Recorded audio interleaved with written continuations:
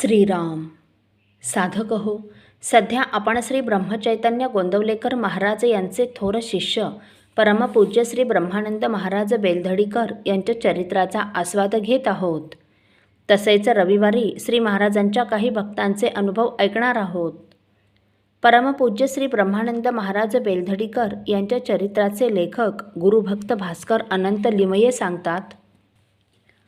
मुळगुंद हे गाव धारवाड जिल्ह्यातील गदग तालुक्यात असून ते गदगच्या नैऋत्येस 12 मैलावर आहे.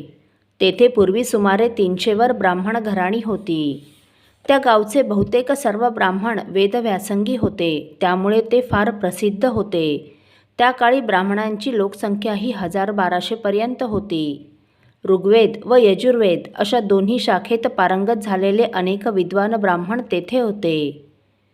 यजुर्वेदाच्या आपस्तंभ बौद्धायन शुक्ल यजुर्वेद, कण्व, माध्यंदिन वगैरे शाखेत त्यांनी पारंगतता मिळविलेली होती. व्याकरणशास्त्रात निपुण, धर्मशास्त्रात धुरीण, ज्योतिषशास्त्रात प्रवीण, तर्कशास्त्रात पंडित, वेदांतशास्त्रात विशारद, संगीतशास्त्रात निष्णात, चित्रकलेत कुशल अशा सर्व विद्या व सर्व कलांनी मंडित असलेल्या विद्वानांनी ते गाव गजबजलेले होते. कीर्तन कलेचे ते माहेरघर होते. पिढ्यानपिढ्या त्या कलेवर उपजीविका करणारे पट्टीचे हरिदास तेथे होते. अद्यापही कीर्तन विषयाचे पांडित्यपूर्ण विवेचन करणारी काही घराणी तेथे आहेत. समर्थ सांप्रदायिक कीर्तन प्रसार कर्नाटक येथे याच घराण्यांनी केला म्हटल्यास ते वावगे होणार नाही.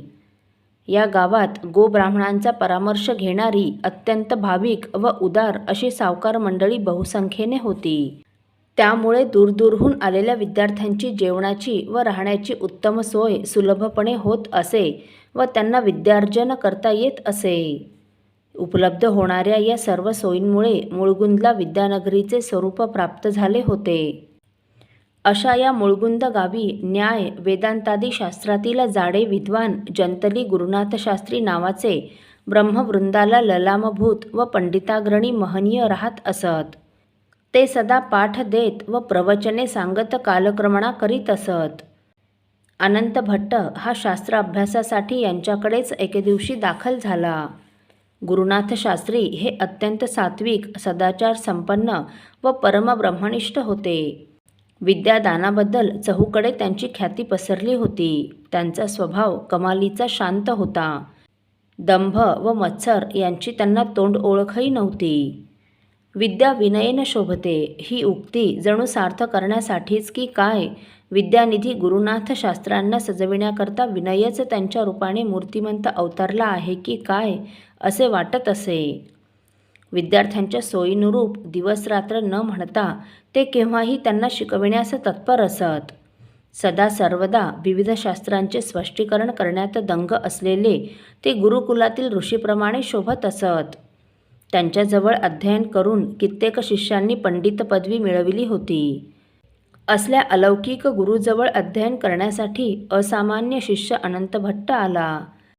अशा गुरुशिष्यांची जोडी म्हणजे समसमा संयोग नव्हे तर काय.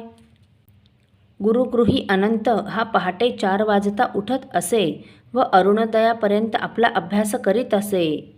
नंतर मळ्यात जाऊन बेल, तुळशी, फुले वगैरे काढून तेथेच विहिरीत आंघोळ करून संध्यादी नित्यकर्म संपवित असे.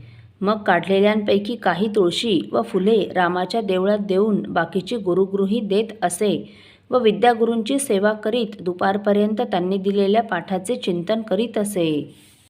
माध्यान्ह होताच 4-5 घरी जाऊन माधुकरी मागून त्या भिक्षांनाचा श्रीरामाला नैवेद्य दाखवून जेवण करीत असे.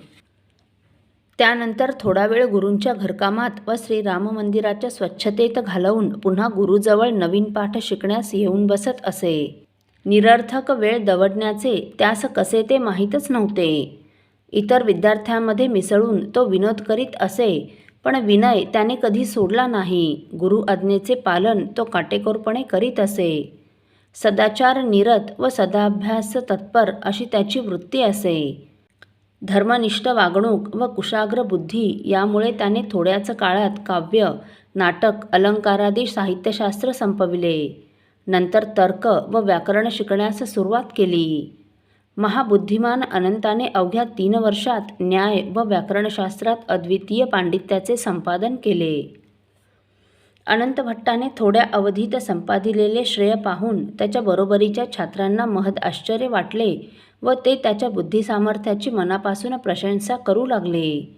एखादे समयी अनंत भट्ट हा विद्यागुरूंच्या बरोबर सभास्थानी गेल्यास त्यांच्याबरोबरचे लोक यालाही अनंतशास्त्री असे संबोधून त्याचा सन्मान करू लागले, तर मग यापुढे अनंताला अनंतशास्त्री असेच संबोधू म्हणजे झाले.